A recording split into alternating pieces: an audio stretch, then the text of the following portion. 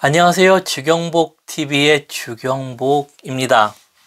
저번 시간에는 제가 지혜에 대한 뜻을 두 가지 말씀드렸습니다. 첫 번째는 세상적인 지혜, 우리가 얘기하는 모략, 잘 사는 것, 이런 것과 두 번째는 하나님을 경외하는 삶을 말씀을 드렸고요. 그리고 지혜라는 것이 세 가지 특징이 있다는 것을 말씀을 드렸습니다. 지혜는 배우는 것과 가르치는 것과 실천하는 것을 병행을 하는 게 참 중요하다라는 말씀을 드렸습니다. 이 모든 것의 최종 목적이 하나님을 경외하는 삶, 어떻게 경외할 것인가 라는 겁니다. 오늘 이 시간에는 좀 더 이제 구체적으로 들어가면요, 가르치는 것에 대해서 이제 말씀을 드리겠습니다. 그 가르치는 것에서 가정 교육에 대해서 제가 말씀을 드리겠습니다. 제가 기도 놀라운 특권에서요, 가이드북과 중간마다 참 이런 부분을 많이 강조를 했습니다. 근데 참 힘들어요, 이런 부분이. 첫째는 그 두려움이라 하죠. 어떻게 해야 될지 막막한 그 느낌. 그래서 이 부분을 제가 말씀을 드리면요, 이 잠언이 가장 좋은 교과서라는 겁니다. 가정에서 공부할 때. 그리고 기도 놀라운 특권이라는 책도요, 활용하면 참 괜찮습니다. 제가 좀 짧고 교과서적인 어떤 느낌을 많이 실었기 때문에 이 같이 병행하면은 참 괜찮습니다. 그래서 우리가 가르친다 했을 때요, 무엇이 문제냐면은 현 우리나라 교육의 어떤 방향이 일방통행이에요. 즉 주입식 교육이라는 겁니다. 그래서 이런 부분이 요즘 많이 이렇게 바뀌어 나가고 있다고 하지만 그 틀이 변하지가 않고 있어요. 좀 엄밀히 얘기하면은 참 안타까운 현실입니다. 그리고 교회 교육에도 이런 부분이 상당수 많이 들어가 있다는 겁니다. 이것을 어떻게 말씀드리기가 어려워요. 이야기해도 반발만 생기고 이해를 못하는 겁니다.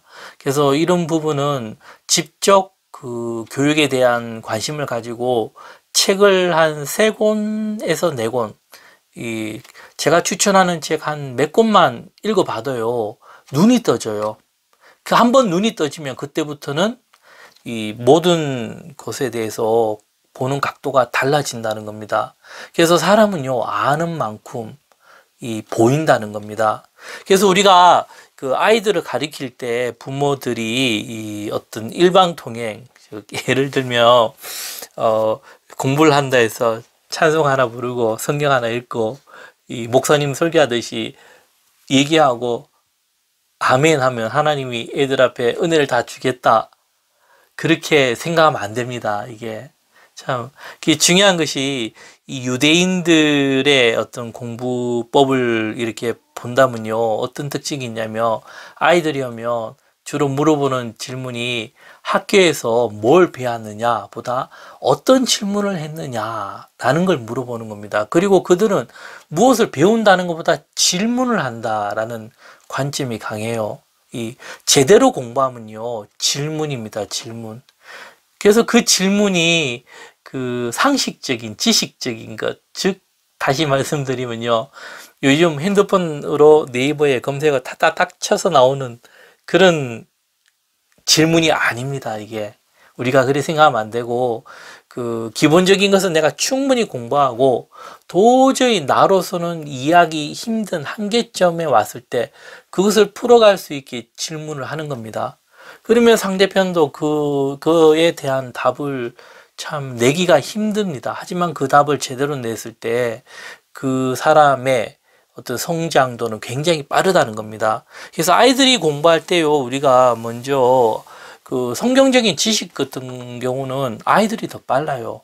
세상이 좋고 애들이 검색하는 것도 좋지 않습니까? 이 조금만 애들도 검색해 보면요, 어떤 내용들 금방 알 수가 있어요.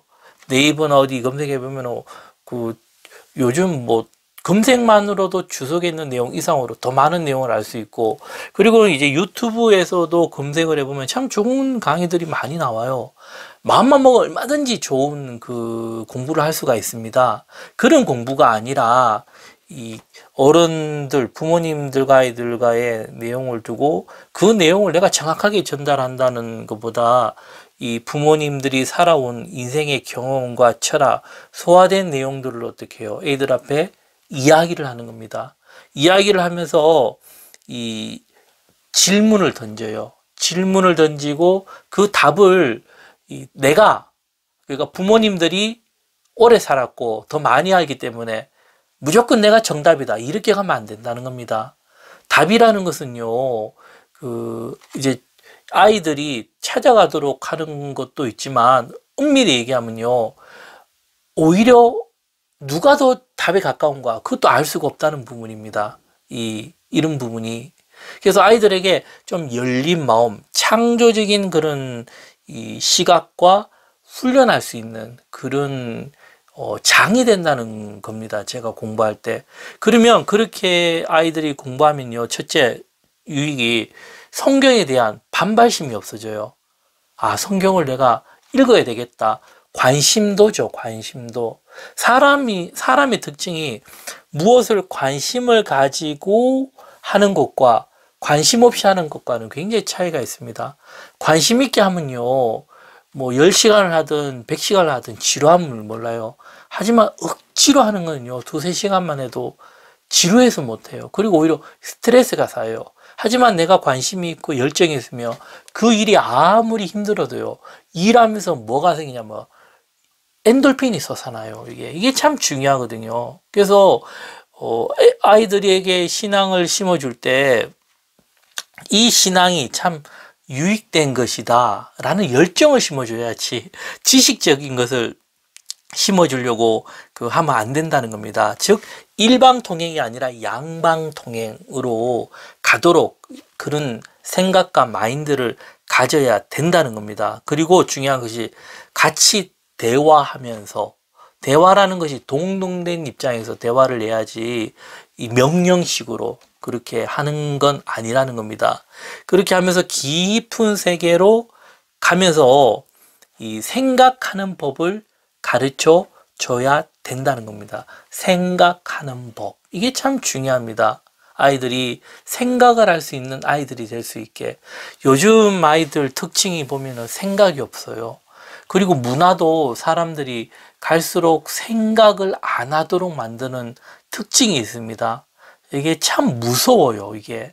제가 저번에도 그런 말씀을 몇 번을 드렸는데요. 생각을 할 수 있어야 돼요. 인간이 가진 그 이성이 생각을 통해서 자유로 가고 진리로 가진다는 겁니다. 그래서 제가 오늘 말씀드렸던 부분을 좀 생각을 하면서 정말 우리 아이들에게 그 교육을 통해서 신앙을 심어주는 우리가 되기를 소망합니다. 감사합니다.